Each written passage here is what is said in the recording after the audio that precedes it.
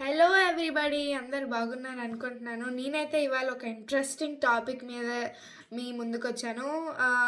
మీకు అందరికీ willow tree అనేది ఒకటి తెలిసి ఉంటుంది. అయితే ఈ విల్లో ట్రీ మన బైబిల్లో కూడా ఉందని కూడా మీకు తెలియాలని నేను చెప్తున్నాను. ఐజేయా 44:4లో కూడా ఉంటుంది. ఈ వర్స్ మనకి కొంచెం ప్రాఫిటిక్గా ఉంది, ఎందుకంటే 44:4 కొంచెం ప్రాఫిటిక్గా ఉంది. అండ్ ఇంకా సామ్స్ 137:1-2, దాని తర్వాత లెవైటికస్ 23:40, దాని తర్వాత ఎజికియల్ 17:5, జాబ్ 40:22, ఐజయా 15:7, ఇంకా చాలా వర్సెస్లో ఉంటుంది. నాకు దొరికిన వాటిలో అయితే మీకు చెప్తున్నాను. ఈ చెట్టు అయితే మనకి స్ట్రెంగ్త్, ఫెయిత్ఫుల్నెస్ అండ్ ఫియర్లెస్నెస్ని రిప్రజెంట్ చేస్తుంది. ఇది ఒక 30 years లైఫ్ స్పాన్ వరకు ఉంటుంది, అంటే 30 years బతికి ఉంటుంది.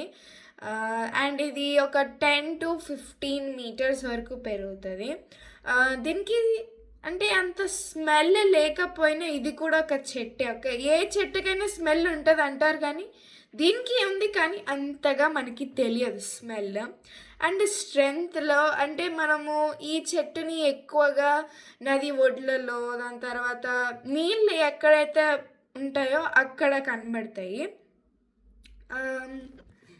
అండ్ ఇది చాలా గుబురుగా మరియు పచ్చగా పెరుగుతుంది అనమాట. దీనికి అసలు ఎండాకులు చాలా తక్కువగా కనబడతాయి.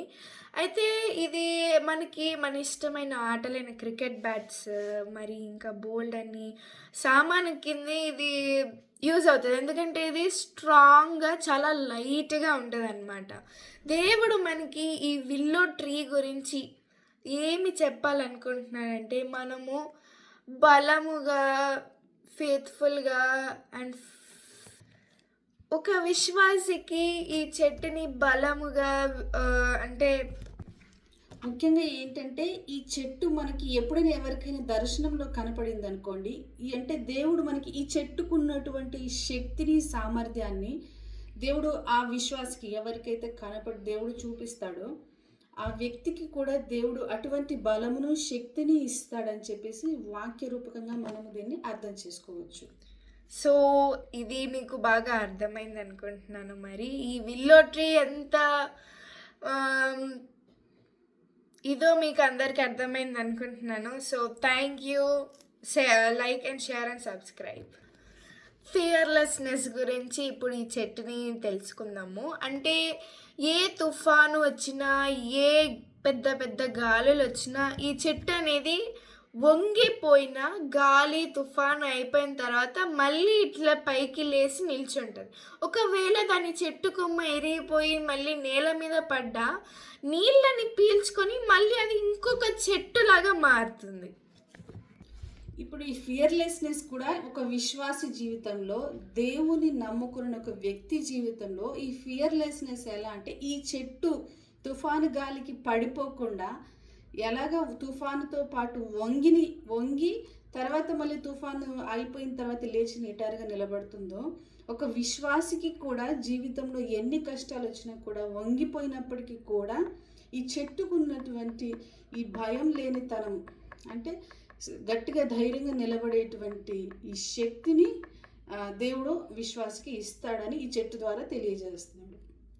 సో ఇప్పుడు మనం మళ్ళీ ఫెయిత్ఫుల్నెస్, ఇప్పుడు ఈ ఫెయిత్ఫుల్నెస్ గురించి బైబిల్లో ఒక వాక్యం ఉంటుంది చూడండి.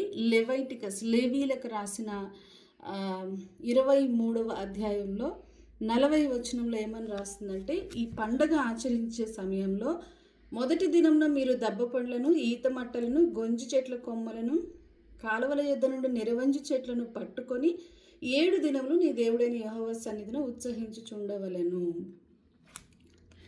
కొంచెం ఈ పండగ అంటే యెహోవా సన్నిధిలో దేవుని యొక్క పండుగను ఆచరించే సమయంలో ఈ చెట్టు కొమ్మ కూడా దేవుని సన్నిధిలో నిలబడి, అంటే పండగ ఆచరించేవారు ఈ చెట్టు కొమ్మను పట్టుకొని దేవుని సన్నిధిలో నిలబడి పండుగను ఆచరిస్తారనమాట.